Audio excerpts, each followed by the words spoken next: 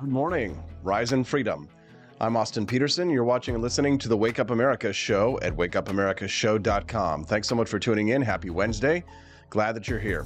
If you're a regular, you know what to do. Click that like button. That's the price of admission. It's not much, is it? Joining us here for the first time today? Well, if you like the content that you're watching, make sure that you click subscribe on whatever social channel you're watching us on this morning. We are streaming live on the Freedom Hub app, Rumble, Twitch, YouTube, Facebook, Twitter, or I guess X.com, and pretty much anywhere else that will have us. Thanks so much for joining us here today. Let's get this show started. We've got a lot going on in the world today.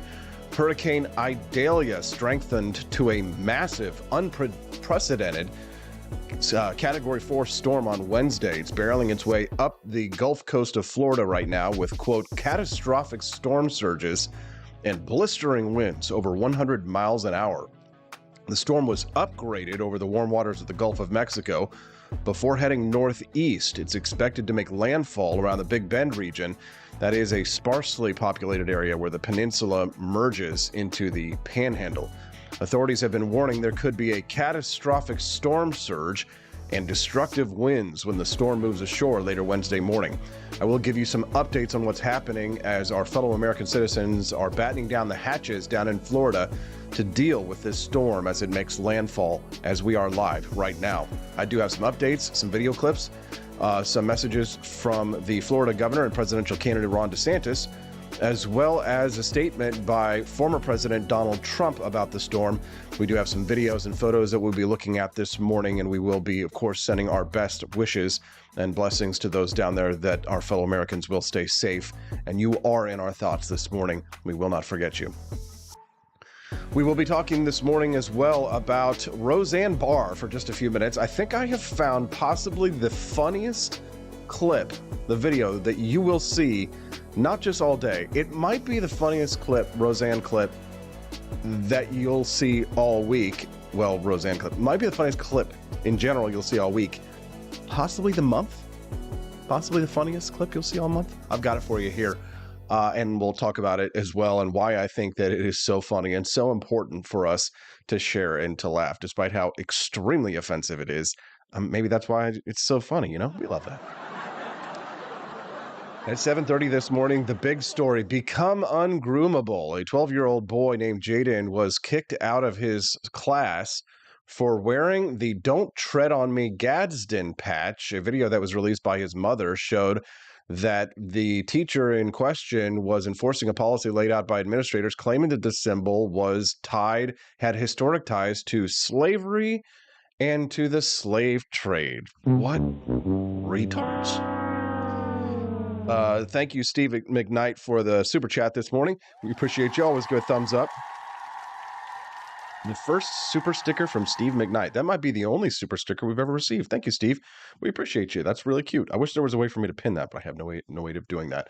We'll talk about this student who was kicked out of class and a little bit of good news, and some exciting news on top of that is that his mother will actually be joining us here live on the show tomorrow morning. Very exciting. You don't want to miss that. We've got a lot of great content for you today. We will be talking about the story of the young boy and the exciting conclusion of it. Karl Rove coming after Vivek Ramaswamy yesterday, the former fixer for President George W. Bush, taking aim at Vivek Ramaswamy. Why attack someone if they have no chance of winning the presidency? I think it just goes to show that this Vivek Ramaswamy is more of a danger to the establishment than some people think. We'll be talking about that at the end of this hour. Judge Napolitano will be joining us this morning at 8 a.m. You know we love the judge. I want to ask the judge a question about this boy who was kicked out of school. And my question is going to be, legally, what free speech rights do people who are under the age of 18 have, right? What rights should they have when it comes to the Second Amendment, right? These are interesting questions. Like when you're in a public school versus a charter school, and I believe the Vanguard School in Colorado that Jaden was kicked out of is a charter school. So in that situation, like what kind of free speech rights can a young person reasonably expect to have? I mean, these are good questions. And honestly, I'm not a lawyer, so that's why I have one come join me on the show every Wednesday at 8 a.m. for a regular segment. Judge Andrew Napolitano will be joining us today at 8 a.m. He'll answer those questions. And also, I want to ask him about the National Archives admitting that they have 5,400 emails from former current President Joe Biden, using his pseudonym. Yes, Joe Biden has 3 or 4 nom de guerres that he used while he was vice president, apparently to do business. And now, of course, because of the Presidential Records Act, all of those emails that were kept by the National Archives could now be made public. Joe, we knew you were senile, but even when you were vice president under Barry Obama, it doesn't make any sense. What an idiot. Well, let's hear what the judge has to say about that. He'll be joining us this morning at 8 a.m. And then you know what Austin did last night? He had a little bit too much fun, and he took his wife for some Buffalo Wild Wings, and it got a little bit spicy. And then by the time I got home, I didn't have time to write the rest of the show. So you know what's going to happen is at around 8:30 a.m. today, I don't know what the hell's going to happen on this show. And that's what makes it fun. Is it anything could happen? And well, Austin might just have to learn how to tap dance again. Have to break out, a bust a move, something like that. Would you like to see 30 minutes of me dancing and figuring out what the hell to do? I think you do. So you don't want to miss it. Stick around for 8:30 when anything happens. It's basically anarchy, essentially, right? It's, anarchy. Running around screaming people's heads off. No, just kidding. I know my anarchist friend's really upset about that. That's not actually anarchy means without rulers. And then Henry Rothbard said, actually. All right, Austin, stop it. You're going to piss off all your friends. All right, well, here we go. Don't forget, too, that you can also text the show at 573-319-1586. I always love to hear from the listeners what they think about the topics that we're discussing. And I'd also love to hear your thoughts on if you think that there's a story that we might be missing. make sure that you send it over to me at 573-319-1586. Again, that text line is always open, and I do monitor it. And if you want to have your text read on air, just send it over to 573-319-1586. I need to get a little chyron underneath the screen, the bottom there, that says the text line number. I'll do that at some point. Brap, brap, brap. Okay, so let's hear from Florida. What's going on with Hurricane Idalia? We're keeping an eye on the storm down there. Got some pretty amazing footage. Hurricane Idalia making landfall in Florida. This is some power flashes that were reported in Perry, Florida. Take a look at this. Oh! God darn it. Got it. Gosh. Did you get it? Yes, I did, barely. Let me see. Dang, that was nuts. Whoa, that was... Okay, let me see it. I don't believe it. Wild footage. Let me reset it for you. Whoa! Boom. God darn it. Power lines going down. Did you get it? Yes, I did, barely. Let me see. Dang, that was nuts. Yeah, we've got some crazy footage here. This is the Ron DeSantis at a Tallahassee emergency briefing this morning. Look at this. And it's going to be very, very dangerous. Boom, power's out. And there we go with our power here. We're back. Of course, So this will absolutely be a major test for Florida Governor Ron DeSantis and how he handles this emergency, which Charles Cook wrote an excellent piece over at the National Review this morning that we'll share with you in a few minutes about how the typical campaigning is not really the best way to test a presidential candidate's mettle, but emergencies like these are a good opportunity for us to see how Ron DeSantis would handle national emergencies if he were president of the United States. Let's see how he's doing. So we are going to have the full landfall impacts very, very shortly, within the next couple hours, most likely, probably by 0800. It's going to make landfall on Florida's Big Bend. So please hunker down wherever you are. Don't mess with this storm. Don't do anything that's going to put yourself in jeopardy. And there'll be a lot of help coming on the back end of this storm, and we're ready to go. As soon as it's safe to do so, you're going to see all these different assets deployed. So stay safe. Any questions? Do you feel like the state and residents here are prepared for this strength of the storm, potentially in Category 5? I know we're in Category 4. I think if you look at the counties, I think that they mobilized very quickly. I think that they've been very clear about the storm surge threat and all these Zone A's across the Gulf Coast, and probably more so than any storm that I can remember in recent years. So people understand. We've said from the beginning it was going to probably be a major hurricane, and that's what it is. And so we're here and we're ready. And we're gonna work hard on the back end to make sure everyone gets back up on their feet. So we are. DeSantis, of Florida, current Republican presidential candidate. Donald Trump had to weigh in as well about Ron DeSantis from the sidelines. Take a look. The sanctimonious is crashing. Perhaps the party should come together. People should drop out of the race. The sanctimonious is crashing. Perhaps the party should come together. People should drop out of the race. Well, that's not very nice there, Mr. President. These are some additional footage from St. Pete and Clearwater here. As you can see, this Category 4 hurricane making its way up the west coast of Florida. See flooding as Hurricane Idalia makes landfall as we speak. Fellow American citizens right now who are currently in danger. And of course, here we see Florida man in his native habitat doing what native Florida mans do when things like this happen. Tampa Bay resident wants to win the Florida Man Award. Spence Rogers over on Twitter says, "Don't do what he is doing. Many fallen power lines are still hot. Stay out of rising floodwaters," except for this guy here who decided to go for a bike ride. Well, at least he's wearing a helmet, so you can tell he's concerned deeply about his safety here. You can see the cyclist. Here he is, deciding to get off of his cycle here, but he has his helmet on, right? So here we see the Florida man. On one hand, right, he's concerned about his safety while wearing the helmet, right? Don't want to fall off and bump your head or anything, Florida man. Very wise. Of course, you might think that if you were concerned with your safety, you would want to avoid going cycling in floodwaters. Definitely not the kind of thing that you ought to be doing. If you're just tuning into the Wake Up America show, thanks so much for joining us. We appreciate you very much. We're keeping an eye on Hurricane Idalia happening down there in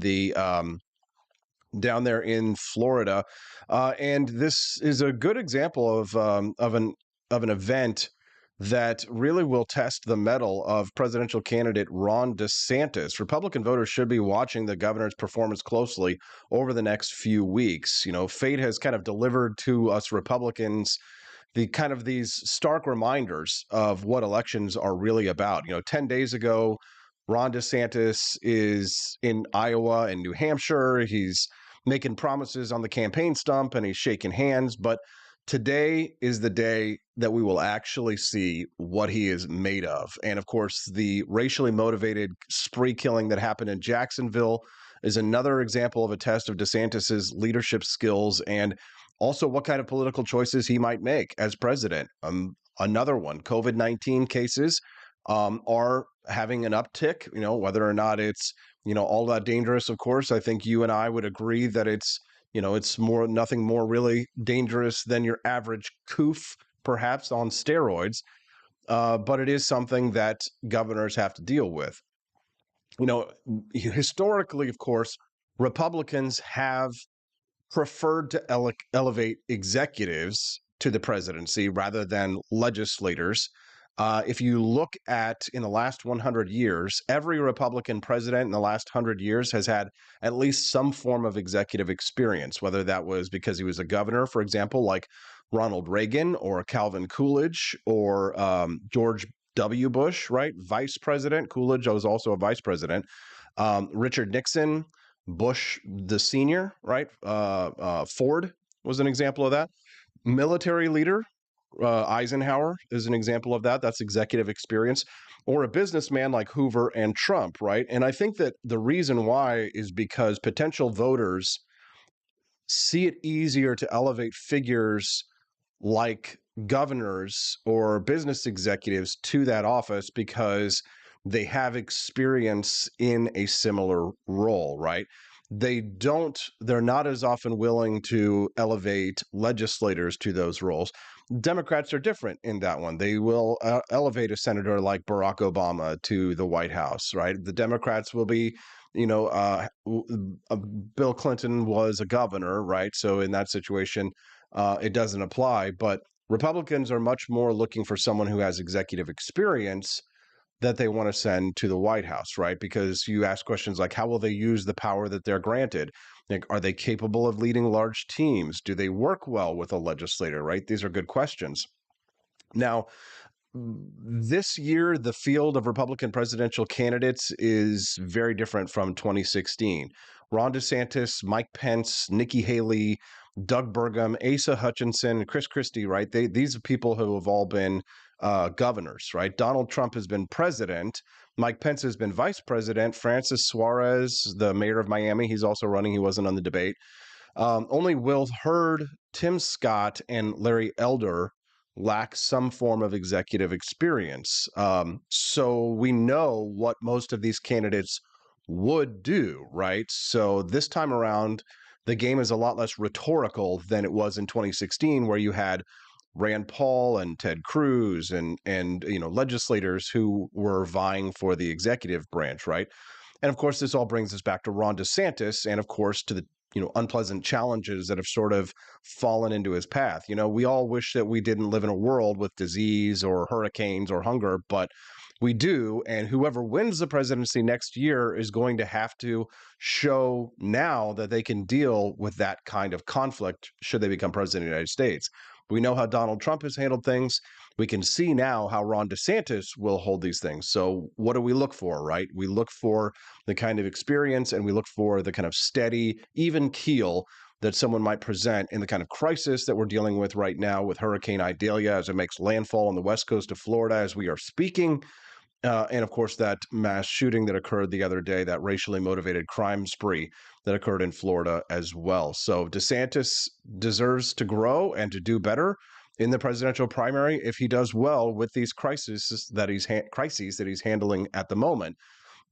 But if he doesn't do well, if Ron DeSantis flubs this, if the response to if the hurricane relief response to this is something like Joe Biden in Maui, right? Joe Biden doesn't care about Hawaiian people. Then, of course, I think Ron DeSantis deserves to flounder even more in the polls. That will be up to him. And of course, it will be up to you, the voters, to make that decision. I'd love to hear your thoughts on it, though. You can send me a text at 573 319 1586. That's 573 319 1586. Good morning, Sergio Del Rey. I appreciate you very much. Andy Opperman's here with us as well. Good morning, all of our friends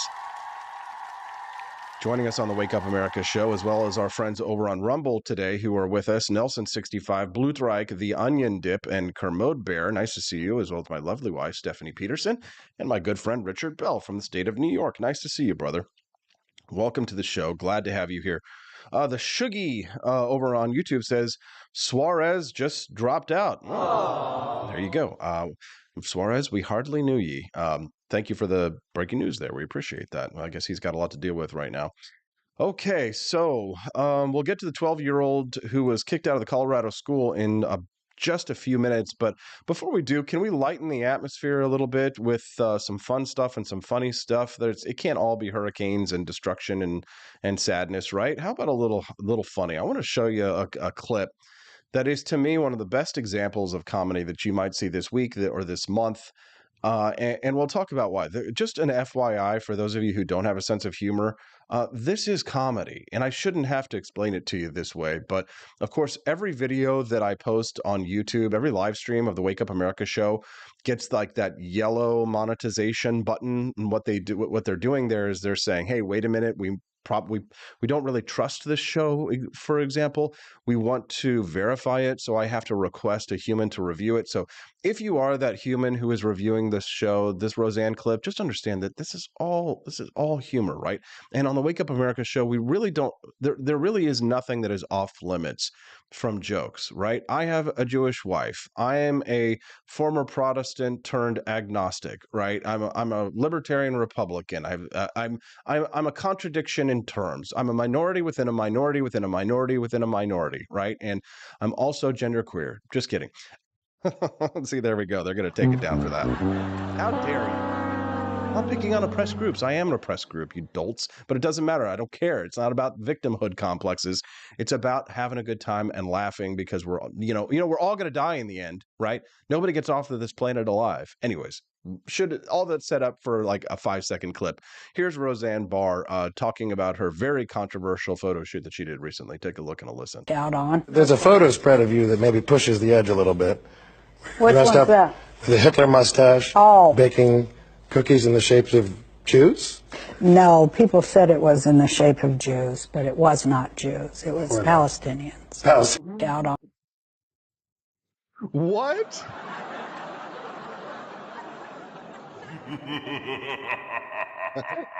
How dare you?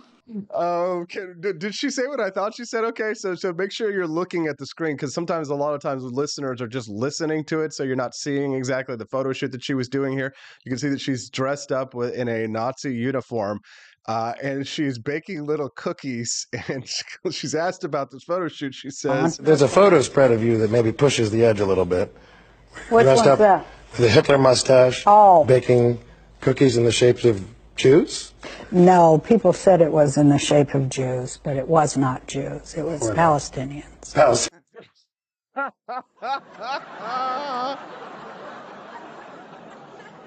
oh my God, that is so funny. So no, people said it was in the shape of Jews, but it wasn't Jews. It was Palestinians. See, that is someone with a highly developed sense of humor. I mean, Roseanne Barr has been making us laugh since the 1980s. And some people think that when you get older, typically comedy fades away. I was watching a little video about Phil Hartman the other day where it was talking about how he was killed, and he was sort of prescient about how his career, he felt, was about to be over. This was like a month before he died. And Phil Hartman said that, when you turn 50 years old, people generally think that you're no longer funny. I think Roseanne Barr definitely sets the bar when it comes to being older and still being funny. She has always had a very highly developed sense of humor. Hell, she was around when my mom was still alive, back when I was a little kid, making people like my mother laugh. And my mother, a conservative Christian, she didn't put up with her own nonsense. She was not a big fan of. She would not have been a big fan of a lot of the behavior of people these days. She still enjoyed herself some Roseanne. But I mean, what a highly developed joke. I mean, that is how you write a joke. But here's the thing. This joke wasn't written. This was off the cuff. I mean, that is how you know someone really has a brilliant mind. Because here's the thing about humor and comedy. Only intelligent animals play. What do I mean by that? Only intelligent animals play. Dumb animals, there's no centipede games, okay? The lower life forms, clams don't play a game of volleyball, okay? Only intelligent animals play. And what you will learn about the human race is that we are not all intelligent animals. And, we may be Homo sapiens, but some of us could be throwbacks to our some of us might have Neanderthal blood in us. Because only intelligent people can look at the world as it is, recognize the absurdity of the world as it is, people like Roseanne and others, and be able to recognize this kind of comedy for what it is, and to not be offended. And even when the joke is leveled at you, I know that this is the kind of thing that has the ADL, right, the Anti-Semitic Defamation League or whatever, right, up in arms, right? You got the no-necked 90-Day Fiance Ed looking guy, Jewish guy sitting there in their groups like, oh God, how dare you make this kind of joke? But at the end of the day, shouldn't the Palestinians be the ones who are up in arms, by the way? Because it really wasn't the Jews that Roseanne was burning. It was the Palestinians. One more time. There's a photo spread of you that maybe pushes the edge a little bit. Which Dressed one's up that? with the Hitler mustache, baking cookies in the shapes of Jews? No, people said it was in the shape of Jews, but it was not Jews. It was Palestinians. I mean, come on. Oh, wait a minute, hold on. I actually didn't pull it up there. I'm sorry, guys. I'm an idiot there. I was having too much fun. Here it is. There's a photo spread of you that maybe pushes the edge a little bit. Which Dressed one's up that? with the Hitler mustache, baking cookies in the shapes of Jews? No, people said it was in the shape of Jews, but it was not Jews. It was Palestinians. No, doesn't that just brighten your day? Doesn't that just make you laugh? All right, well, I've made you laugh there. We appreciate you very much for tuning in. Good morning. If you're just tuning into the Wake Up America show, I'm your host, Austin Peterson. Glad to have you here. We've got a great show for you today. We're glad to have you joining us. Make sure that you click like on the channel if you're just tuning in. I know sometimes even the biggest friends of the show or sometimes forget. And they're like, Austin, thank you for reminding me. So click that like button to help fight back against big tech, social media censorship, against shows like these. They do not like, and they don't want us talking about these kinds of things.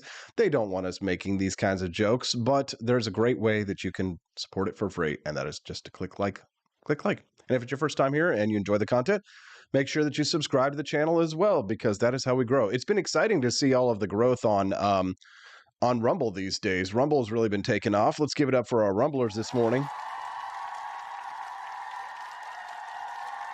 We appreciate all of our Rumblers who join us and who have been helping us to grow over there as well. Sometimes they put us on the front page of Rumble, and that really bumps up our numbers as well. And we've been appreciating Rumble for doing that. But I think a lot of it has to do with that really awesome profile pic, those awesome thumbnails that we've been posting every day. Have you guys been enjoying those? I think that they've been getting better and better. Sometimes the thumbnail goes away once the show starts, so you don't get a chance to see it. So let me pull it up for you guys so you can check it out there. There it is. Yes, become ungroomable. This is little 12-year-old Jaden, and he got kicked out of school because he is running, I believe, for vice president at the Vanguard Charter School in Colorado. And he's a little patriot. Apparently, he's a reader of the Tuttle Twins books, which some of you might know. And little Jaden is running for vice president of the school board in his school. And he had a little Gadsden flag patch on there. Apparently, it wasn't some accident or some mistake where his mother was making him do that or anything like that. He's a little patriot. Look at his little tricorn hat. Isn't he cute? Aww. He is very cute, yes. Well, little Jaden decided that he was going to run for vice president of his school board, and seems like a very handsome, very well put together young man. And he is told by the school board and by his teacher that he is not allowed to wear that symbol because it has historic ties to the slave trade. Well, somebody didn't tell my friend Olivia Rondeau, or here she is posting a tweet of her as a young girl. She says, "No one ever told my black family that the Gadsden flag was racist. I grew up seeing it around the house all the time. 2023 is something else." Let's give it up for Olivia calling him out. Now, the video in question we have right here this is the young man. Let's play it here and react to it. You can see as the teacher displays her historical ignorance. Let's take a look and take a listen. Thank you. Oh, and don't forget, we will have his mother on the show tomorrow morning at 7:30 a.m. Central. So, yeah, one day from now, 24 hours from now. You know what the Gadsden flag is? That it's a historical flag. So there, the reason that they do not want the flag, the reason we do not want the flag displayed, is due to its origins with slavery and slave trade. That is what was. Pause for just a moment here. So the reason that we don't want the Gadsden flag is because of its historical ties to slavery and the slave trade. What an idiot. Now, we are going to go and dissect this here, but you can see they've got the little boy in the room there with his mother and the little baby right there, and she's recording, and good for her. I'm glad that she did. Its origins with slavery and slave trade. That is what was, that's the reasoning behind why we do not want this flag. Really? The Gadsden flag. The "Don't Tread on Me." Okay. Which is the Gadsden flag. Okay. So he Now, look at that little boy's face right there. You can see he's like kind of, look at that. I love the way that he's kind of reacting to it. He's keeping his mouth shut, which is smart, kid. Like, you can only sometimes get yourself in more trouble by opening your mouth. But look at his face. Watch it right here. okay. So he's like zoom in on me here. He's like right there. It's very good, son. Very good. Better to keep your mouth shut sometimes. Let the adults talk this out. Look at the teacher's face right here. I wish there was a way. Is there a way for me to zoom in? Hold on. Let's see if I can do it. No, I can't zoom in on a video. Dang it. You can look at this. This is just like the epitome of like the sourpuss liberal white female who is the cause of all of society's problems. What's going to happen if he doesn't take it off? He is able to go. I was actually just telling him, like, I was upset that he was missing so much school. I'm like, so I asked if can he just take his stuff out of his bag and go back to class. Like, I just want him to go back to class.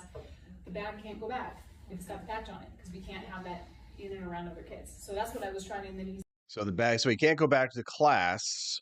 I'm like, he's missing so much class because we've taken him out of class because we're triggered by a symbol that he has on there.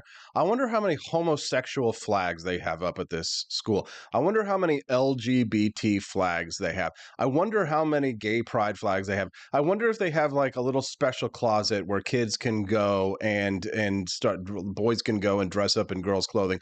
I wonder how many symbols of like Antifa flags they have up at this school. Or, if a kid showed up wearing a rainbow flag to the school, do you think that anybody in that school would have taken them out of class and told them that they can't have their rainbow flag on their backpack at that school? Yeah, it has nothing to do with slavery. That's like the Revolutionary War patch that was displayed when they were fighting the British. Like that's the revolution. Maybe you're thinking of like the Confederate flag. okay. I am Mother knows. I am here to enforce the policy that was provided by the district, and definitely you have every right to not agree with it.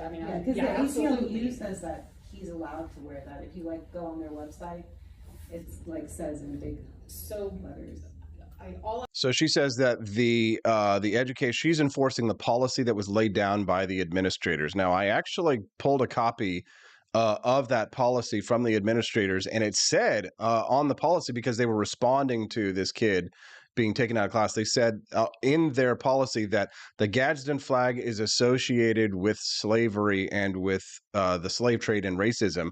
So but that wasn't the official policy before this incident happened. So, and John Rail actually nailed it right there over in the live stream. Good morning, John.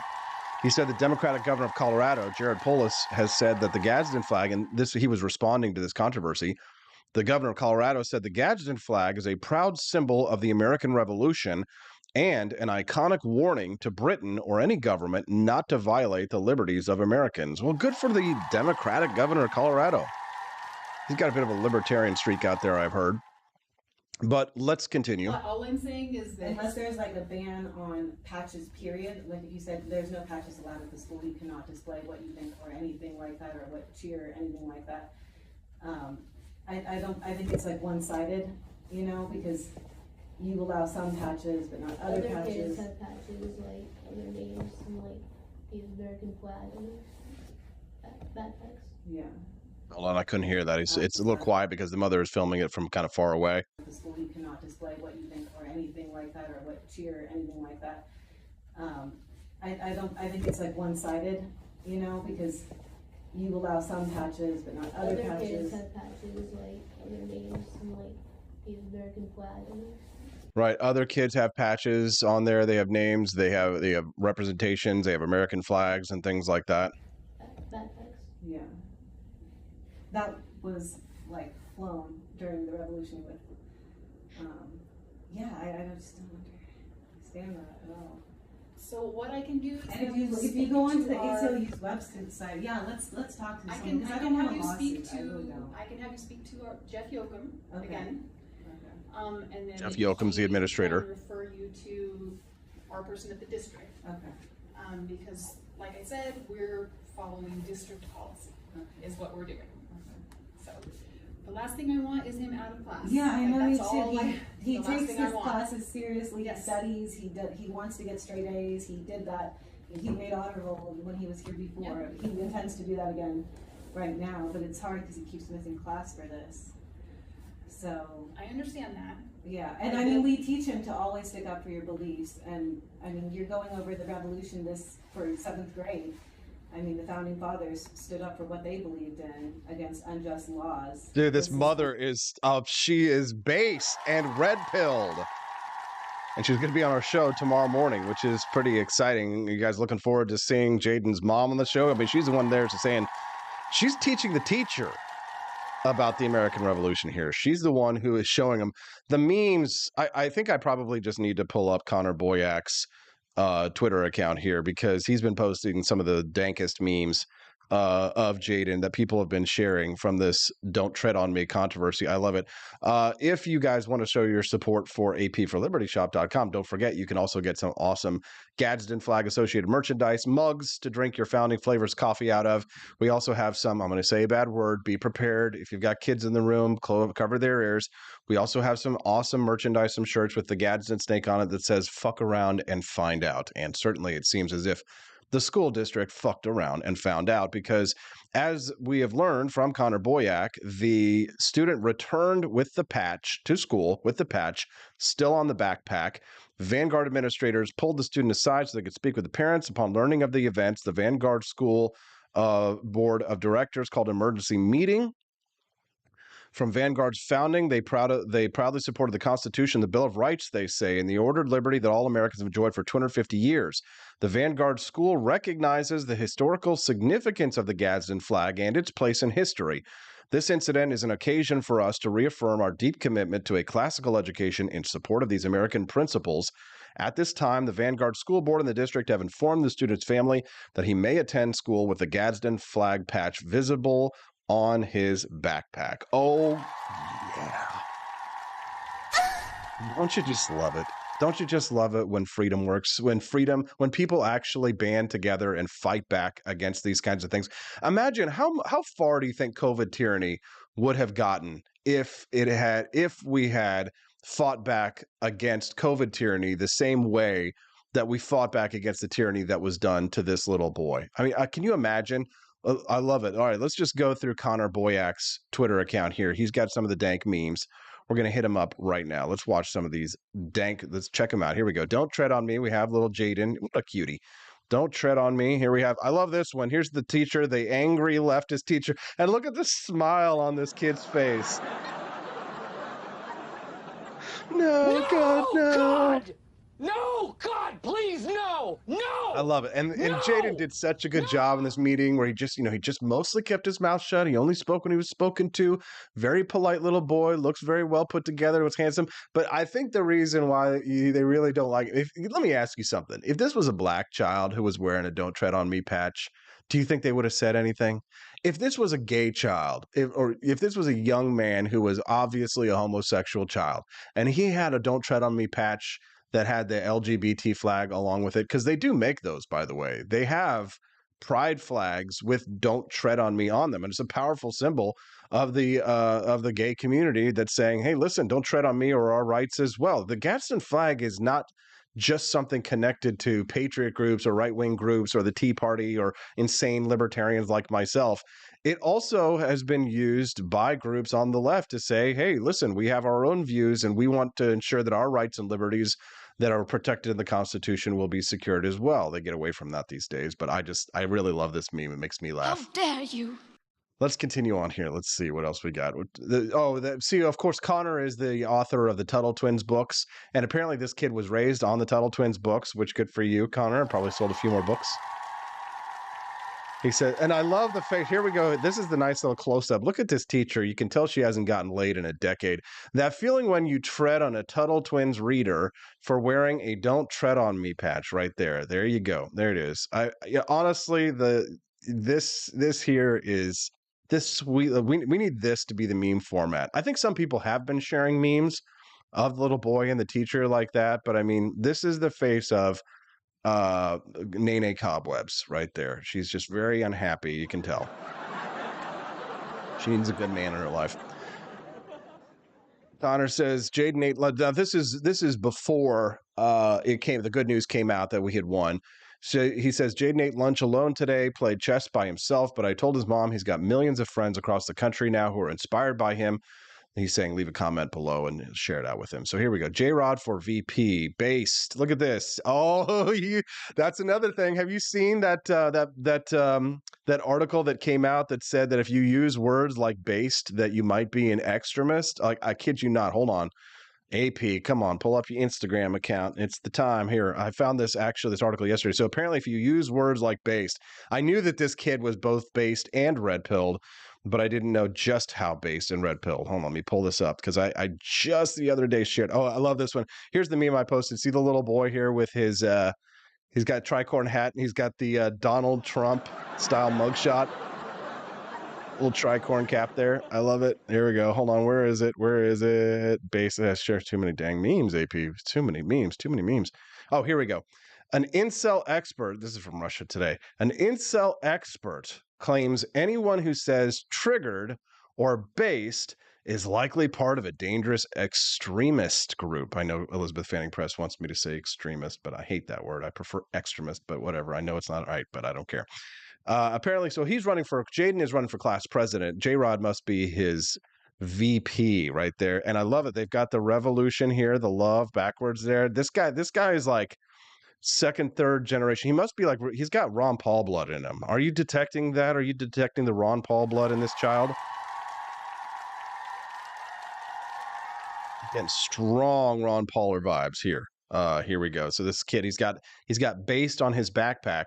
But Russia Today has reported that there is an incel expert who claims anyone who says triggered or based is likely part of an extremist group. Extremist. When I say extremist, it's extreme like ween, like suck my ween.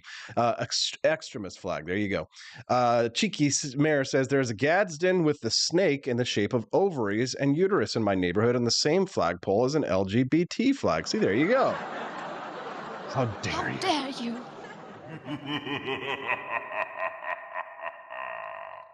Yes, an incel expert. Can you imagine? Imagine working with a journalist and like doing an article, and the article is going to title you as an incel expert. Can you imagine what kind of person that must be to be an incel expert? Well, here they are, and I'm gonna have to like lean way over on the screen because it's so small I can't read it, and my vision is my vision's getting worse and worse as I get older. But there she is. Hold on one second. get closer so I can see it. So very important discussion, warning of red flags. If someone is using words like, I can't see that word, something based, and maybe cucked, they may be part of an extremist group. Okay, there we go. That's that. So there she is. That's the lady who is the incel expert, at least according to Russia Today. So yes, incel expert. Imagine, like, can you imagine like how sad and lonely this chick is? I mean, let me ask you a question. How many cats do you think this woman has? One cat, two cats? Let's take bets. How many? Three cats? Camille asking the real questions over on YouTube says, what are the qualifications to be an incel expert? I don't know. Maybe it's you have to be a cat lady, which is like the antipode of incel, right? If you're a cat lady, then it's like being a cat lady is like the incel of the left in a sense. Oh, and if you guys want to know where I got the idea for the become ungroomable thing, I grabbed that from the Declaration. The Right to Bear memes made a meme like that, so I stole it and made my own little meme for the show today. Oh, someone else said, did you see the pic of the kid pointing at the far left bumper stickers on a teacher's car? Yes, I did. And actually, thank you for bringing that up, I actually believe that I grabbed that picture to show to you today, and I did. AP, you know what? You know how hard I work to bring you a Wake Up America show? You know how hard I work? Stay up late, work hard, bring you a good show, bring you all the best, bring you the best content. I bring you the best content every day. Wake Up America show, AP for Liberty. Come on, give me some likes and subscribes on the channel right now. What you doing? You know AP's got it. Your boy. Think I half-assed this stuff? Hell no, I whole-ass it. Here it is. So this is just hilarious. So here's the kid, Jaden. He's out in the school parking lot, and he's got this teacher's car.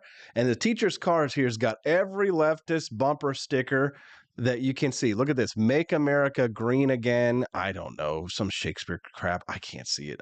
My vision is, here's the recycle one over here, right? It's don't be greedy or whatever it is. Some leftist crap, some Bernie bro crap here on their, what is it, Subaru or some lefty vehicle, something like that. Anyways, but I'm just laughing over here. Oh, Rare Community gave me $10 for my antipode. Thank you. Always loved it. Always loved it. So yes, if you want to text the show today, you can. Thanks so much for tuning in. 573-319-1586 is the text line. Again, you can text the show at 573-319-1586. Let us know what's going on. We are tracking what's happening with the hurricane down in Florida as well. We do not want people who are down in Florida to think that we have forgotten them. We absolutely have not. We have been tracking the hurricane as it makes landfall, and we are wishing you the best, and we do love you, send you our love, and let us know what we can do to try and help you out there. If you need to get the word out, we are streaming live right now at 7:46 a.m. Central Time. That's 8:46 a.m. on the Florida coast. The Hurricane Idalia is making its way currently up the west coast of Florida, on its way up to the area between the Panhandle and the Maine Peninsula. We'd love to hear from our listeners if you are in Florida right now, or if you have updates about the hurricane or anything that you'd like to share with us. Again, you can do so at 573-319-1586. Again, our text lines are open at 573-319-1586. All right, I've been going for 48 minutes without a break. I just need to catch my breath, get a little bit of water, go pee for liberty, and I will be right back. Don't forget, we've got Judge Napolitano is going to talk about this kid and what free speech rights children have at 8 a.m. You don't want to miss it. Don't go anywhere on the Wake Up America show, wakeupAmericaShow.com. Force behaviors, and at BlackRock we are forcing behaviors. Mao ordered his citizens to throw off the four olds: old thinking, old culture, old customs, and old habits. So your whole life went in the garbage overnight, no biggie. And those who resisted were attacked by an army of purifiers called the Red Guard, who went around the country putting dunce caps on people. Yeah, who didn't take to being a new kind of mortal being. If you don't force behaviors, whether it's gender or race or just any way you want to say the composition of your team, you're going to be impacted. Well, things haven't been so sweet for Ben & Jerry's after the company posted an anti-American tweet, a few of them, on the 4th of July.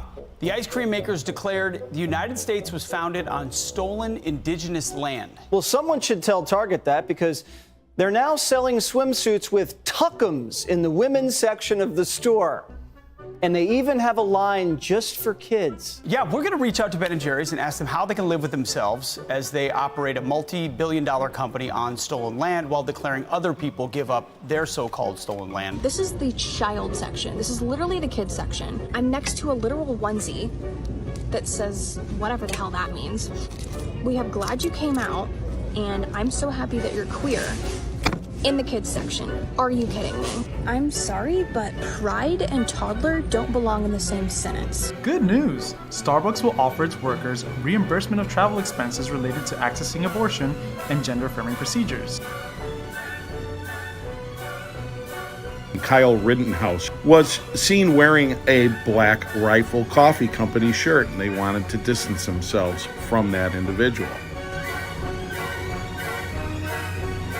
Key employees at the company also were donating to Democrats. Hafer doubled down on throwing many in his base under the bus, describing them as racist and a repugnant group of people.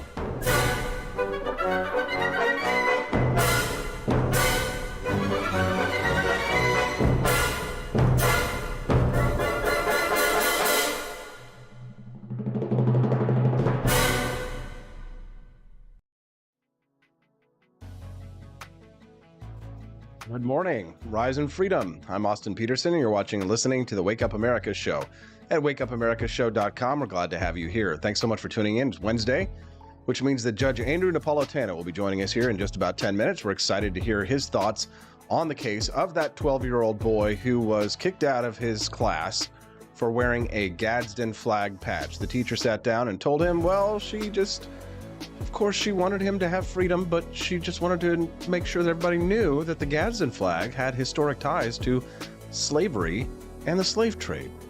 But did it? Actually, no, it didn't.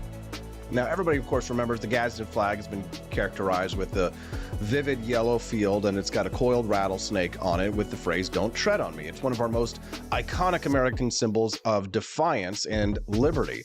And its origins are rooted in the revolutionary fervor that gripped the American colonies that led not only to the liberty of the colonists, but to the eventual liberty of those whom Great Britain had brought to these colonies to be enslaved, Black Africans. Let me read that sentence to you again that I wrote for you, and I'm sharing with you right now.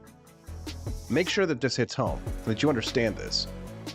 The "Don't Tread on Me" Gadsden flag has origins that are rooted not only in the revolutionary fervor that gripped the colonists that pushed back for our liberty in 1776, but it's rooted in the same concept that led to the eventual liberty of those whom Great Britain had brought to the colonies to be enslaved, Black Africans. There was no United States until the Constitution had been written. There were slaves all the way back to the 1600s in the colonies, but it wasn't the United States then. Who was it that brought the slaves to the United States? It was the British. Thank you. So the creation of the flag occurred in 1775 by Christopher Gadsden, and it actually flew over ships that were inducted into the newly minted Continental Navy, which was, of course, very small. We had to rely on privateers, private Navy ships, for the most part, to fight against the British for us to be able to win our freedom. The Continental Navy was quite small. It was not tied, as the school director, Vanguard, claimed, as tied to the Confederate flag, because that, of course, didn't appear until 1861. Christopher Gadsden of South Carolina was a fervent patriot and a statesman, and he was inspired by the rattlesnake's symbolism, which was already starting to emerge as a representation of the colonies. Gadsden designed and presented the flag to the newly appointed commander-in-chief of the Navy. But why a rattlesnake, right? So this choice is actually traced back to a 1754 woodcut by Benjamin Franklin, where a snake cut into 8 sections was used as a symbol of the colonies with the warning, join or die. Benjamin Franklin used this imagery of a segmented rattlesnake in this cartoon, and it was aimed at rallying the colonies to unite against French and Native American threats during the French and Indian War. The rattlesnake was chosen on purpose because it is a native only to American lands. It is a symbol of vigilance, autonomy, and crucially, a measured warning against aggression. A lot of people don't know that, but the rattlesnake is uniquely American, and that is in part why it was chosen. The phrase, "don't tread on me," added weight to the snake's imagery. It was a clear and direct message of resistance, articulating the colony's growing frustration with British oppression. The rattlesnake doesn't begin a fight, but once provoked, it's relentless in its defense. It's a fitting metaphor of the American revolutionary spirit. Some libertarians today fly the flag with a porcupine instead to embody their dovishness with a willingness to self-defense. And so yesterday when Steffi was reading this piece that I wrote, she didn't know what dovishness meant, but dovishness just means your peacefulness, right? If you're dovish, that means that you are typically a peaceful person who doesn't make war or start fights. So dovishness just typically means that, you know, that you're like a dove. Thomas Jefferson famously wanted to make the national bird for the United States a dove instead of an eagle, and Benjamin Franklin wanted to make it a turkey. We're waiting for the chirp, chirp, chirp. Those of you might remember 1776, the musical. The Gadsden flag also has strong ties to the original United States Marine Corps. In 1775, the Continental Congress formed the Marine Committee, which oversaw naval affairs, and alongside the Naval Jack, that bore 13 alternating red and white stripes with a rattlesnake and the motto, "Don't tread on me," the Gadsden flag was presented as well to the first commander-in-chief of the Continental Navy, ESEC Hopkins, and that was a personal standard for his flagship. Now, Gadsden died in 1805, and that was long before the formation of the Confederacy. The Gadsden flag was never an official logo for the Southern cause. Now, if the administrators, the teacher of the Colorado school had done even a minute of homework on the symbol, they might have found that the one tangential tie to slavery may have come from Gadsden himself because he was a slaver and a plantation owner, as was Jefferson and Washington and nearly every Southern aristocrat in the late 18th century.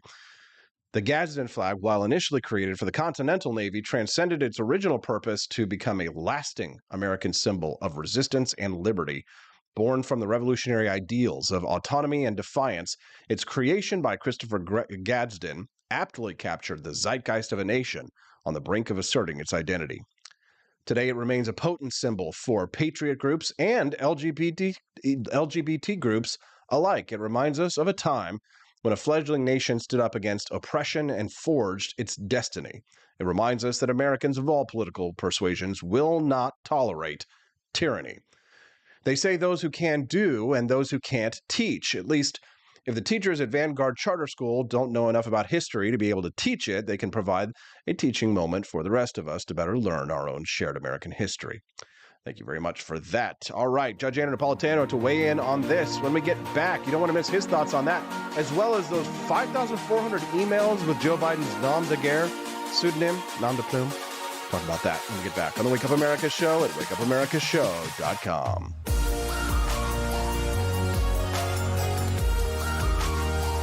Want an engaging website to boost your business? You're just a click away from 5-star Fiverr talent. Hundreds of freelancer skills like web design. Head to Fiverr.com today and get something started.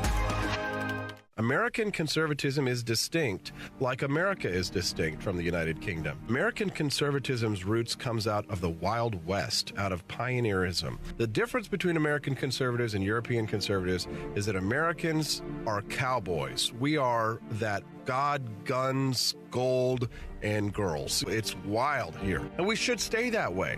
We shouldn't allow a European version of conservatism to come and infect us here. We like it wide open spaces here, you know, deep in the heart of Texas and all that.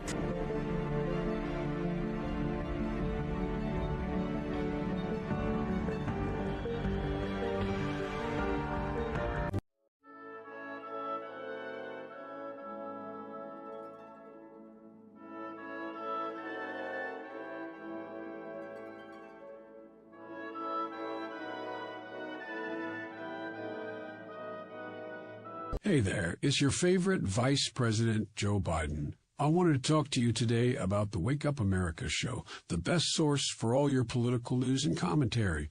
But before I get started, let me just make sure I have all my notes in order. Okay, where was I? All right, the Wake Up America show. It's a great way to stay informed and make your voice heard. Boy, what was I saying again? Oh, right. The Wake Up America show. It's important that we all stay engaged and knowledgeable about what's going on in our country and, the thing. But hold on, where was I going with all this? Oh, yeah. The Wake Up America show. It's a fantastic resource. And if you really want to make a difference, man, you can sign up to be a monthly donor at wakeupAmericaShow.com/support. Now, where was I? Oh, that's right, the Wake Up America show. So if you want to stay woke and support a great cause, head on over to wakeupAmericaShow.com/support and sign up to be a monthly donor today. And if you're feeling generous, you can even give a donation in my name. Thanks for listening, and keep on keeping on, America. Come on, man.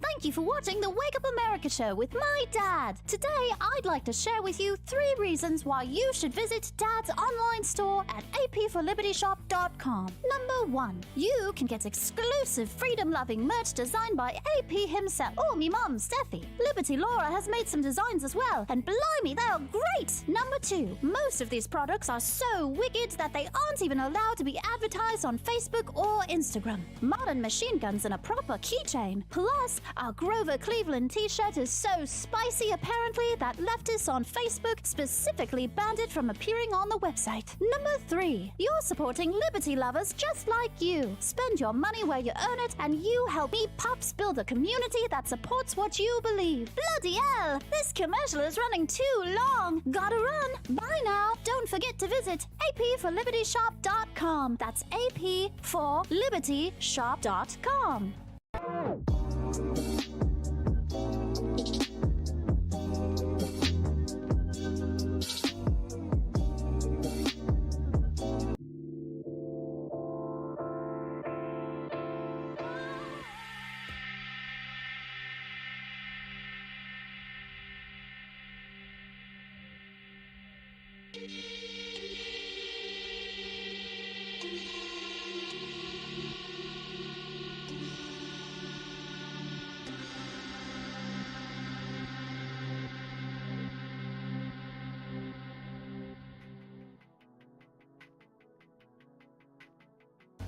Good morning. Rise in freedom. I'm Austin Peterson. You're watching and listening to the Wake Up America show at wakeupAmericaShow.com. We're glad to have you here. It's Wednesday.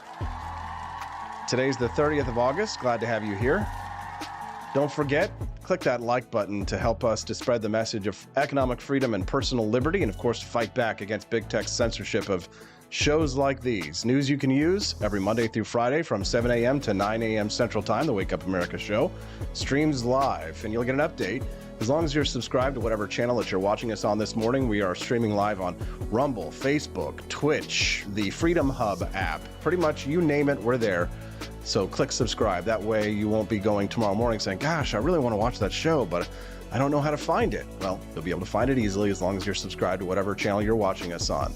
The Gadsden flag, you know it as a symbol of American patriotism, but apparently some people think it has historic ties to slavery and the slave trade. We've been talking this morning about a 12-year-old boy, Jaden, who was taken out of school because he was wearing a Gadsden flag patch on his school. Well, the story does have a happy ending, but how much free speech do you really have when you're a minor and you're in a school? Well, I'm not a lawyer, so let's get one in here. The very best lawyer in the country, especially when it comes to issues of tyranny, American independence, and free market libertarianism. That's Judge Andrew Napolitano. He's the host of the Judging Freedom podcast, which you can download on all of your mobile devices and read his weekly column at judgenap.com. Good morning, Judge.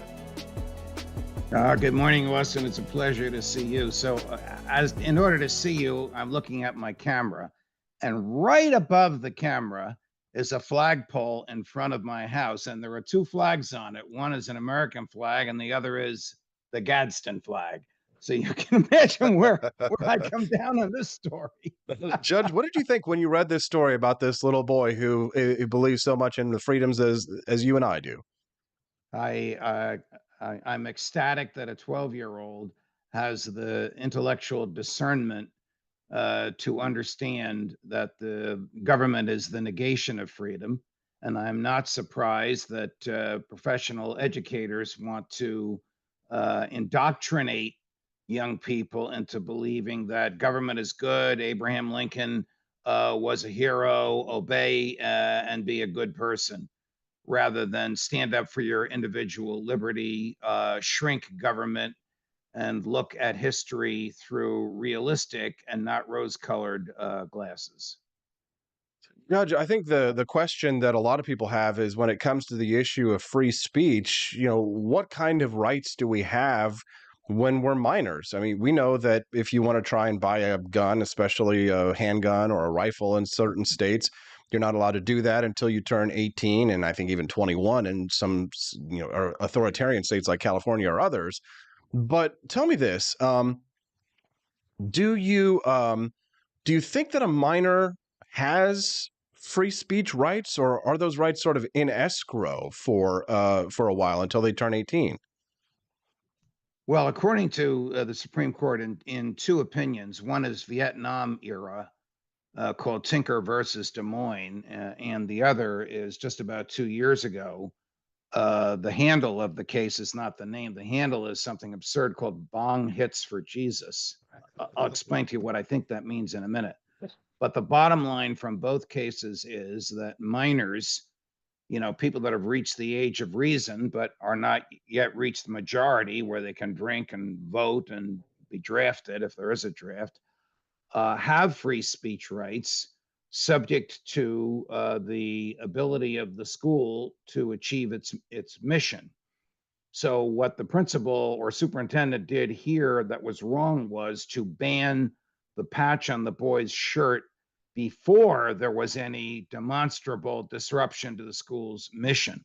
So you or I could obviously wear a Gadsden flag as a t-shirt wherever we wanted, but if we were 16, or in this case 12, and in school and we wore it and it caused disturbance, then the school can suppress the free speech because the exercise of it is substantially impairing the school's mission.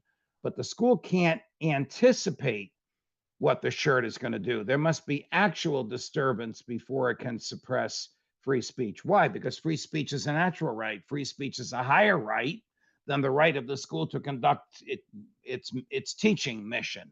So just like you can't arrest someone before they commit a crime because they have the freedom to move without a government permission slip, you can only arrest them when there's probable cause that they committed a crime. You can only suppress free speech in a school of a minor after the disturbance has been caused and it's been demonstrably linked to whatever the minor's free speech expression was. I hope that makes sense. The Bong Hits for Jesus case is an outlier.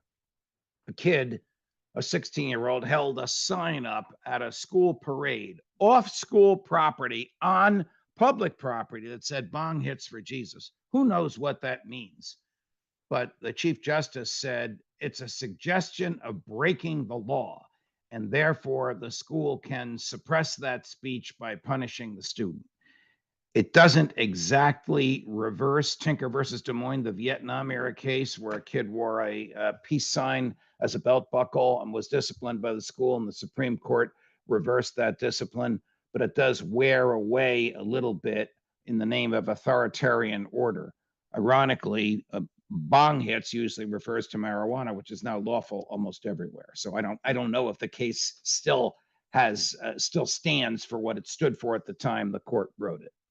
Judge, do you enjoy the irony that nowadays in schools you'll see young people carrying LGBT rainbow flags, pride flags, even Antifa flags I've seen in some of these schools, but if you dare show up with a Gadsden flag that they would suppress you for that? Yeah, I mean, I don't enjoy the irony because it involves suppressing speech. In this case, happens to be speech I agree with, but I condemn all suppression of all speeches. I know you do, and people listening to us and watching us now do. But yes, it is bitterly ironic. It's not surprising because the people that run the schools are, big government types, leftist types who've been indoctrinating America for 115, 120 years now, since the advent of public schools. Authority is good, the government is good, Lincoln was a hero, Woodrow Wilson was a great man, register for the draft, fight American wars, support American troops, all this patriotic gore that was inculcated into those of us misfortunate enough to have attended government schools. Don't call them public schools. Call them government schools, which is truly what they are. Unfortunately, or fortunately, that gets under the skin of the educrats who run these institutions.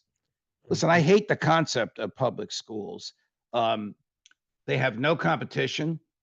They have guaranteed income, the taxpayers. They have guaranteed clients, the students. That is a recipe for failure.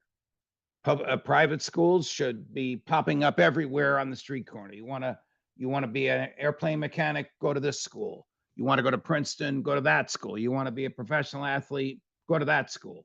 Will cost your parents a heck of a lot more money than the real estate taxes they're paying to turn pig's ears into silk purses at these public schools. Okay, enough. I'm supposed to give a talk at the local high school next month. They'll probably cancel me. If they do, Judge, if they do try it, you let us know because we will have your back, just like we had this 12-year-old boy's back yesterday. And the good news was that the school rescinded that policy and allowed the boy to wear the patch to go to school. So the good guy, his lawyer, the public should know, Connor Boyack is a great man that you and I both know, and a serious libertarian and defender of free speech. I believe we actually had Connor on Freedom Watch back in the day when he was. Yes, I believe we did. Connor and I and his colleagues are collaborating in an effort to persuade the House Judiciary Committee to keep the extension of 702 and the FISA Act from coming to the floor for a vote. That's the section of the law that allows the FBI to spy on foreigners without a search warrant, even if the foreigners are communicating with Americans. And it expires at Christmas time. If that is not reenacted, the deep state will scream bloody murder. But those of us who believe that the Constitution means what it says, like you have to have a search warrant before you can spy on somebody, will be rejoicing. God, that's such good stuff to hear, Judge. And we're so grateful to you, not only that you share your wisdom with us, but that you are an activist for liberty as well. We appreciate that. If you're just tuning in to the Wake Up America show, good morning. I'm your host, Austin Peterson. Judge Napolitano is joining us now. He's the host of the Judging Freedom podcast and a weekly columnist at judgenap.com. Highly recommend that you subscribe to his podcast and read his weekly column. He joins us on the Wake Up America show every Wednesday at 8 a.m. Central Time. So set a calendar appointment to come back so that you can hear his wisdom. We appreciate it that he shares his time with us so generously. Judge, can I change the subject for just a moment? I'd like to ask you about these emails from the National Archives, the 5,400 emails that appear to, or at least allegedly claim to be using Joe Biden, were from Joe Biden when he was vice president, and he was using his nom de guerre. This could be devastating for the president of the United States if any of these documents show a connection between him, his son, and connections to Ukraine. We're talking about an international incident possibly here, are we not? Yes, and add to that list classified materials. We don't know what's on these emails. Now, this is a radical difference from Hillary Clinton. Mrs. Clinton used her own server and claimed an ownership interest in the emails. Apparently, the president, or the now president, then vice president, Joe Biden, used a government server, but used this nom de guerre, what I should call it, a code word, a different name, so that only his communicants would know who he was. And really depends on what is there. If it shows any collaboration with the son in any criminal activity, fortunately for Joe Biden, the statute of limitations has expired, but unfortunately for his political career and his legacy, it would be utterly devastating. If it shows the movement of classified materials, as Mrs. Clinton's did, then we have a very serious issue. But again, the statute of limitations has expired. If it shows the acquisition of wealth which was not timely reported to the IRS, some of those statutes are 20 years, so he is not saved from prosecution by another administration.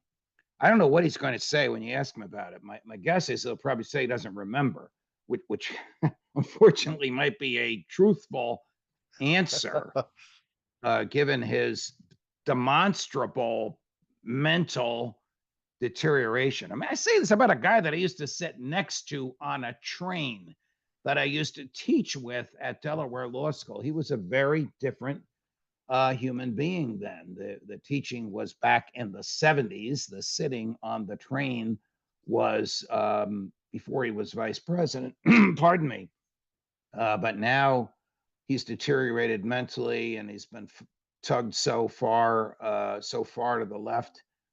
I don't blame him if he says he doesn't remember this stuff. I accept that as a truthful answer. Judge, do you think that he is being manipulated at this point because of his inability to conduct himself with his own agency? Somebody's manipulating him.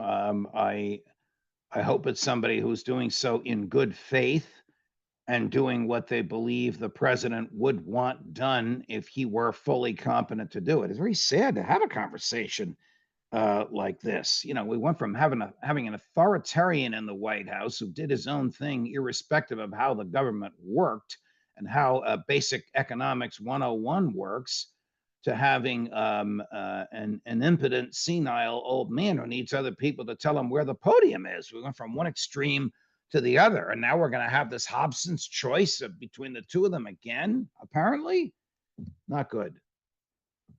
Judge, I was reading your column that you shared with me yesterday, and speaking of the American Revolution, you mentioned the ideas of Benjamin Franklin and his famous one-liner about those who would give up essential liberty to purchase a little temporary safety deserve neither liberty nor safety. In this piece, you reference a story involving TikTok and the spying on American citizens. What's this about? So Forbes Media has reported, very few people have picked it up, that the Department of Homeland Security has browbeaten TikTok into surrendering the codes to its operating systems and its algorithms. Well, why would they do that? Why would they give that to the federal government? This is private. This is work product. This is proprietary. This is worth a great deal of money. Why would they just give it to the federal government? Well, the feds are threatening to shut them down for the same reason that Ben Franklin warned against: safety. The feds want to keep the American public safe from TikTok. That raises the question, who will keep us safe from the federal government? What will the federal government do with these algorithms and operating systems? It'll turn them around and use them to spy on us. It'll give them another level of spying on us. Oh, but what about the Chinese Communist Party that has a majority interest in ByteDance, which owns TikTok? Hey, if you want to deal with TikTok, they warn you. whatever you give TikTok may expose you to people gaining access to what's inside your device. So you've done that voluntarily, but nobody that I know of is spied on voluntarily. You can sue TikTok for computer hacking. Try suing the federal government for spying on you and see how far you get. If you're just tuning into the Wake Up America show, good morning. I'm your host, Austin Peterson. If you're enjoying the content that you're seeing this morning, make sure you click like and subscribe to the channel. We always appreciate having Judge Napolitano on here with us every Wednesday at 8 a.m. Central Time here on the Wake Up America show. However, he does have his own phenomenally successful talk show, Judging Freedom, and his channel. I think, Judge, you were saying that you're getting ready to cross a milestone of subscribers on your channel? Yes, our goal is 200,000 subscribers by Labor Day. We broke 192,000 this morning, and my followers have been so incredibly loyal. They are beating the bushes to get their friends and relatives and colleagues and coworkers to subscribe. So we've been growing by a few thousand a day in the past 2 weeks while we've had this campaign to reach 200,000 by Labor Day, and then 250,000 by Christmas. Yesterday, I had one of the more fascinating interviews I've ever had with Patrick Lancaster. Do you know Patrick? I do, yes. Okay, so Patrick came to us from a trench hole in eastern Ukraine, where he is embedded with Russian military. And what are they doing? Defending eastern Ukraine from being bombarded by the Ukrainian military, which is killing its own people because they're Russian speakers and they're in eastern Ukraine. This was one of the more fascinating interviews I've ever had. We posted it yesterday. We also had Scott Ritter yesterday commenting on this crazy phenomenon of retired 4-star generals who work for think tanks funded by the Defense Department and somehow think that the media and everybody wants to hear them say how Ukraine is going to win. I'll mention them by name: David Petraeus, Ben Hodges. As of Friday, because he retires on Thursday, Mark Milley. I feel a little funny criticizing him. We were undergraduates at Princeton at the same time. There were some other famous people there as well. He ended up as chair of the Joint Chiefs of Staff. I ended up on Fox and Friends, but that's another story for another time. Nevertheless, he predicted in one of his final interviews that Ukraine can prevail. This is absurd. Ukraine is now drafting people my age. I'm in my 70s. And it is drafting teenagers. What does that mean? Well, that's what Germany did in the winter of 45. When it ran out of manpower, began drafting old men and teenagers. And how did that work? Not very well. Judge Andrew Napolitano. Is there anything else, Judge, that you'd like to share with our audience before we let you go today? This is the happiest 15 minutes of the week with me getting to work with you, Austin. You know that. Of course Your it is, smile Judge. makes me smile. Thank you, Judge. We're very grateful for your time. And of course, I'm personally grateful for your friendship. Thank you so much for keeping up the fight for liberty all these years. You are a true friend of our country. Thank you. Thank you. Thank you. Have a great holiday weekend. You as well, Judge. Thank you very much. What do you think of Judge Andrew Napolitano? All right, I'm going to go take a brief little commercial break. When we get back, who knows what will happen? I don't even know what will happen. We'll be back with more on the Wake Up America show at wakeupAmericaShow.com. To the Cantina crew, this is Elon Musk, the CEO of Twitter, and I just want to say thank you for watching the Wake Up America show. I've decided that Austin Peterson will be the new CEO of Twitter.com, effective immediately. First thing to do, though, is I've got to go and blast off into space.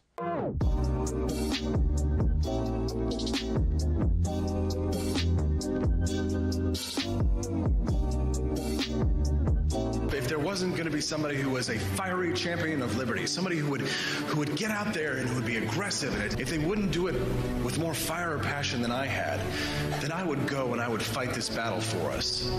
I've fought for the principles that we all share. Parties tend to be secondary to me. We're here because we believe in the principles of liberty. I am not a perfect messenger, but I think I'm a damn good one. This is a replica of our first president's flintlock pistol. You have my full support, my respect, and my gun.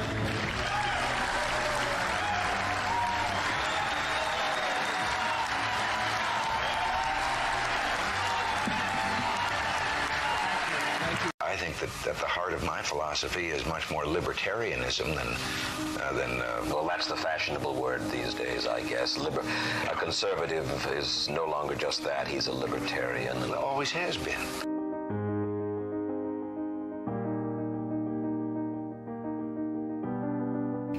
Yet any time you and I question the schemes of the do-gooders, we're denounced as being against their humanitarian goals. They say we're always against things, we're never for anything.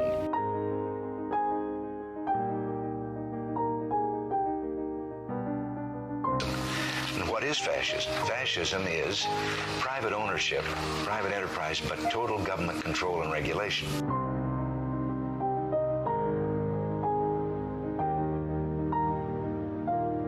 Well, the trouble with our liberal friends is not that they're ignorant. It's just that they know so much that isn't so.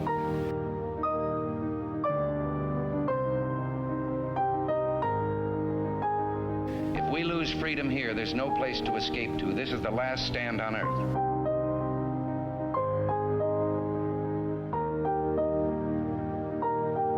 This is the issue of this election. Whether we believe in our capacity for self-government or whether we abandon the American Revolution and confess that a little intellectual elite in a far distant capital can plan our lives for us better than we can plan them ourselves.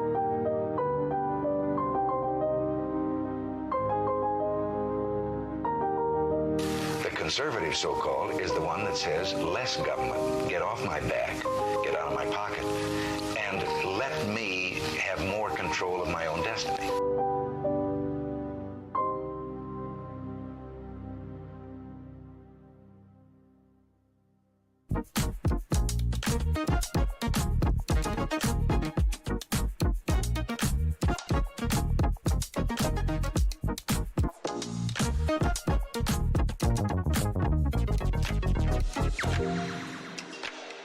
What would happen if I had to pick up the phone, call 911 for one of my family members or one of my neighbors? What would I do if no one was on the other end to respond?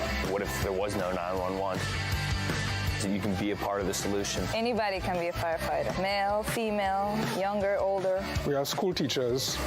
We have leaders in business. Is me, you, anyone that wants to be. There is no typical firefighter. Do you hate the deep state? Do you reject the Antichrist in all his ways? Do you believe that aliens controlled LBJ to assassinate John F. Kennedy? Did you know that the shot can put chemicals in you that will make you more sensitive to 5G? Do you love America? Do you want more freedom? Do you like smoking hot red-headed libertarians? Then the AP for Liberty shop is for you! Check out all the awesome new merch and have a happy new year! Fight the deep state, reject the Antichrist! Visit AP for Liberty shop and get your patriotic merchandise now, or the deep state wins!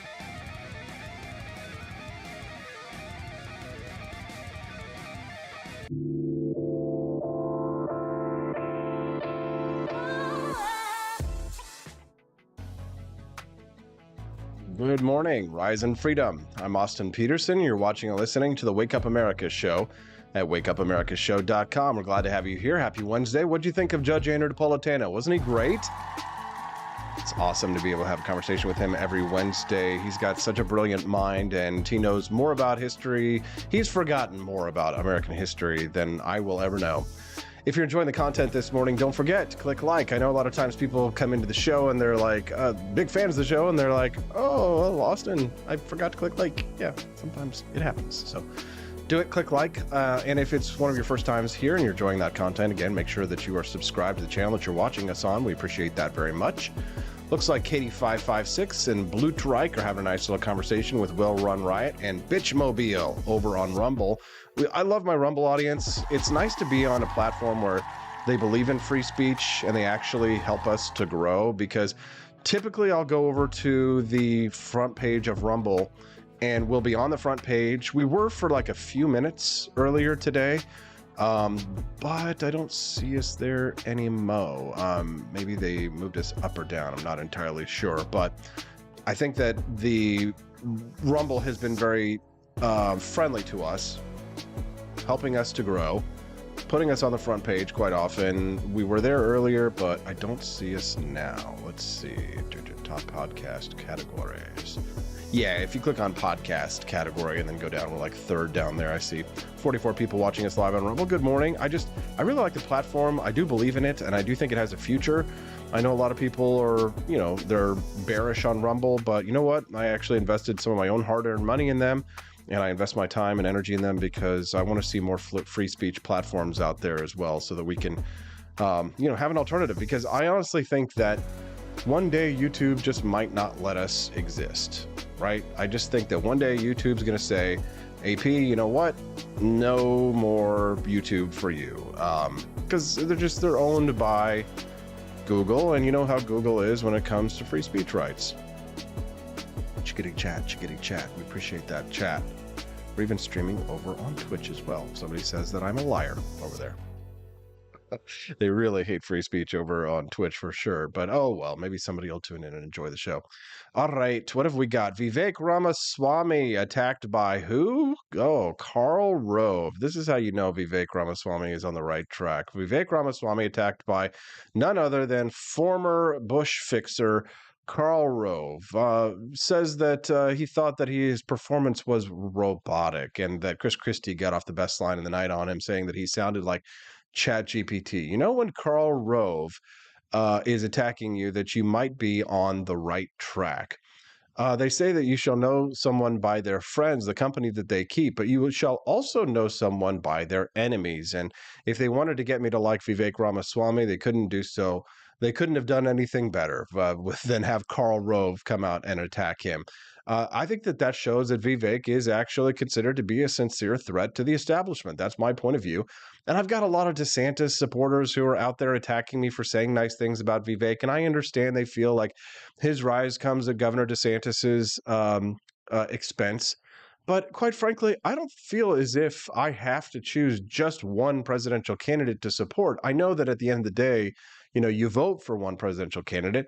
But I like the fact that there are actually one or two candidates, more than one candidate, in the race that I actually like. And we also need to be working on our bench. And he's young. He's 38 years old. We need to see more fresh faces in the Republican Party. And I've seen a lot of the attacks from him. Somebody said that he donated to Act Blue, which is the Democratic campaign fund out there as recently as 3 years ago, which is definitely problematic. But then I look back at where I was 3 years ago, or where I was from 2016 until today, and I'm not radically different. I haven't gone from, a Democrat to a Republican like Donald Trump did, or Vivek Ramaswamy did, or many others have. But I wrote a piece yesterday talking about Vivek Ramaswamy and why, when I saw that clip of him on Al Sharpton on Hardball, it got me thinking about him. He was 18 years old in that clip.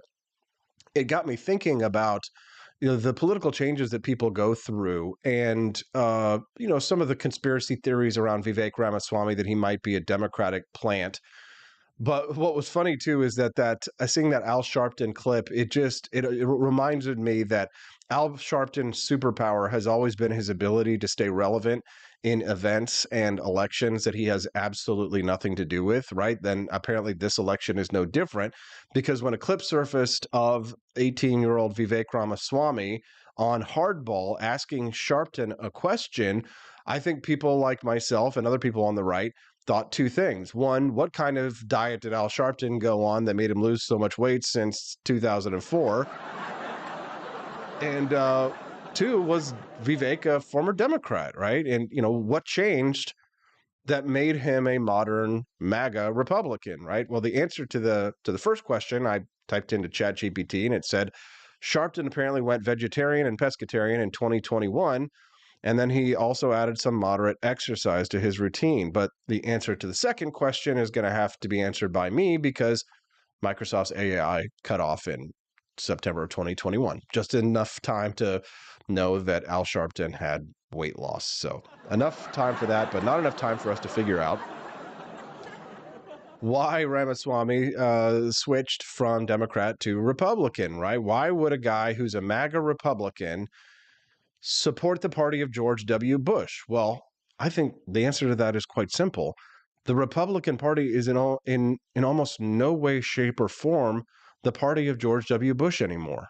The old neocon establishment, like the Karl Roves of the world, their last hopes reside in Nikki Haley, and she faces long shot odds to try and restore the regime whose credibility lies somewhere between the sands of Baghdad or Tel Aviv. Meanwhile, Trump's MAGA foreign policy accomplishments sit firmly atop a gleaming new embassy in Jerusalem. Now, Vivek Ramaswamy, like so many former Democrats, Trump included, may have found a home in the modern Republican Party through the wave of populism that crashed into the GOP from the Tea Party years. A strong libertarian conservative wave of resentment against both party establishments led to the rise of the Tea Parties after all. Many forget that the first major Tea Party rally was held while W was still in office. Now, that libertarian populism didn't recede as many had thought with the New York Times storied libertarian moment of Rand Paul's ill-fated presidential run in 2016. Parts of it morphed into the MAGA movement of today with Donald Trump at the helm. And that libertarian populist streak has pushed out many of the pro-war moralist scolds, and it's had an antibiotic effect on neocons like Bill Kristol and Karl Rove and others, who frequently cite it as the reason that they have left the Republican Party. But it would make way for many like Ramaswamy, whose, his only warmongering declaration in the recent debate was that he would declare war on the administrative state, and that's great.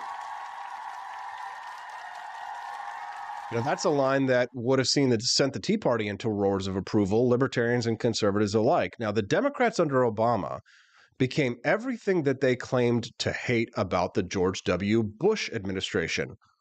Pro-war moralist scolds, right? Their bloodlust for war in Ukraine has far outmatched anything that they ever accused W of, considering that at least the idea of Iraq and Afghanistan was some twisted concept of self-defense. And their new wokeism, which Ramaswamy has derided in his book, Woke Inc., wokeism is increasingly turning off Generation Z voters. They turned out in surprising numbers in the recent midterm elections.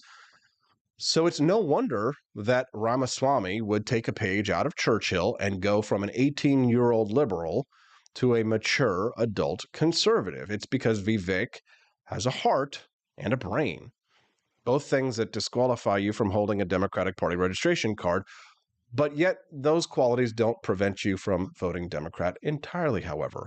We see a lot of dead voters these days, no hearts, no brains. It remains to be seen, of course, if Ramaswamy is going to be able to cobble together enough of a coalition or a movement to make him the heir apparent to the MAGA movement. Too many others are vying for that title that have a much bigger head start than he. But if he continues on his current path of uniting disaffected MAGA Republicans eager for a future of their movement, and he can continue to intrigue dedicated libertarian activists like myself with his calls to rein in the deep state, Ramaswamy may help bring in that libertarian moment that many of us have been looking for since Ron Paul of 2008. I'm going to take it a little bit early today. I know you're going to be upset about that, but you know what? I'm not feeling so hot today, so I need to go take a break and rest a little bit. Yes, that is the outro. I know, don't be so disappointed, but the fact of the matter is that the AP sometimes gets a little upset tummy, and that's just what it is. It's a low audience today, a little low audience, a little low energy. Maybe I'm a little low energy because you know what it is? I just had too many of those hot wings last night. And I got a lot of work to do today, so please don't hold it against me. I will be back tomorrow for your regular full 2-hour show. Thank you very much for tuning in. Before you leave, click a like and subscribe. Check out ap4libertyshop.com. Delicious Founding Flavors coffee. I'm enjoying today some Franklin's Electric Elixir, but my new favorite is the Thomas's Painkiller single origin Colombian roast. Make sure that you get that over at ap4libertyshop.com, and we will see you tomorrow on the Wake Up America show. Don't be mad. Don't be upset. I'll be back tomorrow on the Wake Up America show at wakeupAmericaShow.com.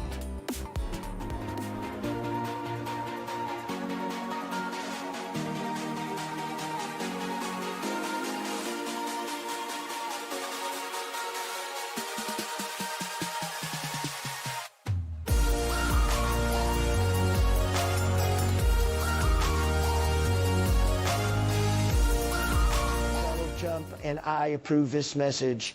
Believe me, Austin Peterson is the best. He's got the greatest Wake Up America show I've ever seen.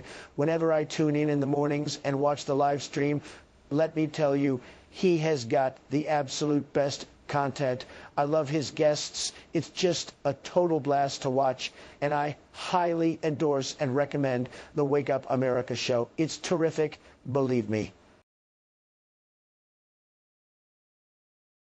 Hello, my name is Kelvin. Welcome to Frenchy Bush. This is my Didi's website, and I've decided to speak to you with my real voice for the first time ever to tell you about how cool Frenchy Bush is. But I've decided that this is the perfect opportunity to share with you. Frenchy Bush is a good website. You should follow us on socials. If you like Frenchies or any kind of bulldogs, me and my new brother George are going to try to make your life more fun. Hello, I'm George. My neck isn't really thick yet, but it will be. We are so glad you're here. Please ignore my floating eyeball. It helps me spot predators who might be approaching from the sides. Didi made Frenchy Bush to review things that he uses on me and my brother to tell you if it's good or bullshit.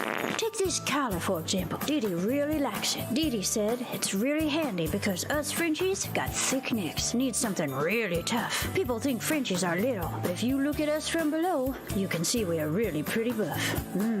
Beefcake, yes. Look at my creamy thighs and chest. Yes, you like that? Big brother, please focus. Frenchy Bush.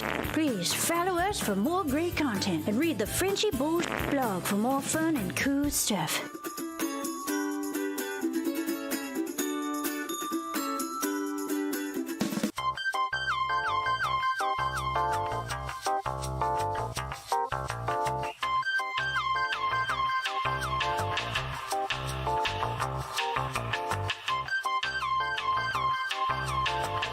I'm a public defender. I am a public defender. I'm proud to be a public defender. 80% of Americans accused of a crime will get appointed a public defender. Everybody from a speeding ticket to capital murder. For every dollar we spend on public defenders, we spend $3 on prosecutors. Public defenders have to do pretty much everything on their own. Social workers, counselors. Investigating is another piece of it. The average public defender holds 300 cases annually. You never feel like there's enough time. Public defenders have health issues all the time. A lot of people give up and say, I can't do this work anymore. Gideon's Promise trains, mentors, and supports public defenders. There are a lot of people who say that they would not still be public defenders, but for Gideon's Promise. It's fueled me to continue on in this fight. Gideon's Promise has changed the face of public defense. People see us as troublemakers. Good trouble only. We don't make it easy. It should not be easy to take away someone's liberty.